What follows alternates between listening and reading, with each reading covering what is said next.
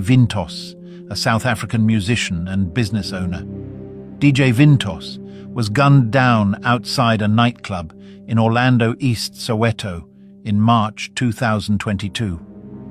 He was reportedly shot over 27 times by masked gunmen who were driving a BMW X3. The same AK-47 rifle was also used in the murder of Armand Swart and a cluster of other violent cases across Gauteng, connecting it to more than 24 shootings. According to the KwaZulu-Natal Political Killings Task Team, this firearm was part of a small, tightly managed arsenal of guns that moved through criminal networks with precision. The AK-47, along with 2 pistols, also seized in KT's case, had a forensic signature that investigators had been tracing for years. What complicated matters further was evidence showing some of the weapons had previously been recovered by police, yet somehow resurfaced in the hands of hitmen. This pointed to manipulation of evidence, possible internal corruption, and a network capable of recycling guns through the SAPS system. KT became the central figure not because he pulled the trigger, but because the evidence consistently returned to him. Phone records reportedly place him in contact with suspected hitmen before and after key murders. Financial trails show unexplained payments to co-accused individuals. WhatsApp messages, according to investigators, contain discussions that align too closely with the planning of the hits, and the very suspects arrested with the firearms form the same circle linked to somebody's death. The SAPs argue that KT had motive, influence, and resources. They describe him as the coordinator, the man responsible for assigning shooters, supplying weapons, and deciding targets. In their narrative, the gun did not just tie KT to a murder scene, it tied him to a pattern. The ballistic matches became the backbone of a larger conspiracy case, a case that involves a Gauteng-based criminal organization that deals in drug trafficking, hitmen for hire, tender fraud, hijackings, cash-in-transit heist, and also security companies, just to name a few. A criminal organization which the KwaZulu-Natal Police Generals call the Big Five Drug Syndicate.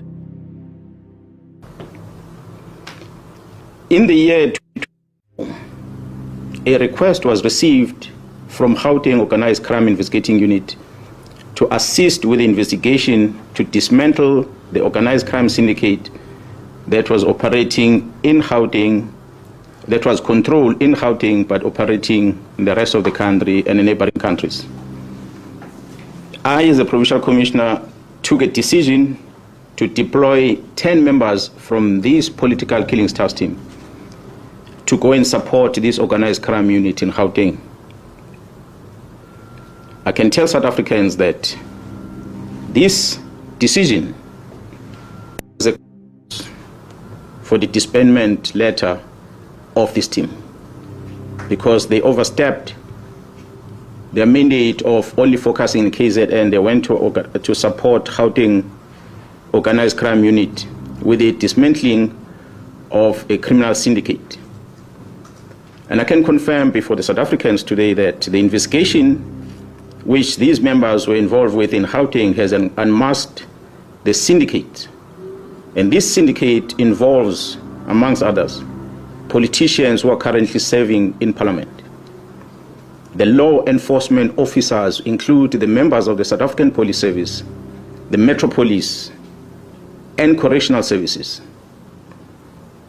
They include prosecutors in Gauteng province, the judiciary, and all these are controlled by the drug cartel as well as business people in that province of Gauteng.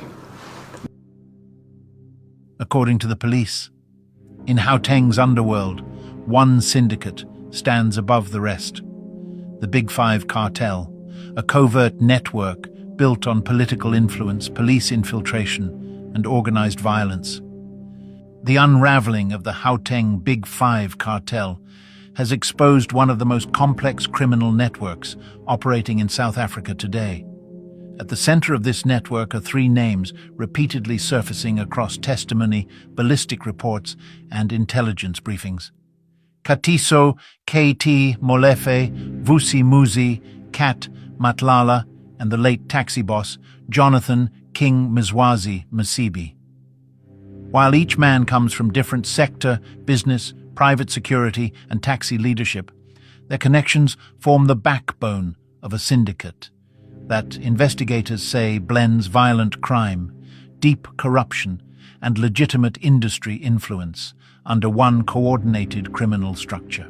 The alleged starting point of this web is Jonathan Msibi, long regarded in police circles as the head of a shadowy Pretoria-based structure known as The Firm.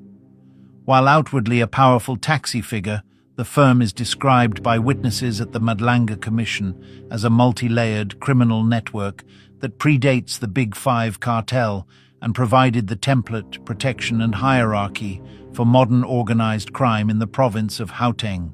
From this foundation, the Big Five cartel emerged as a more aggressive, diversified criminal syndicate operating across Gauteng.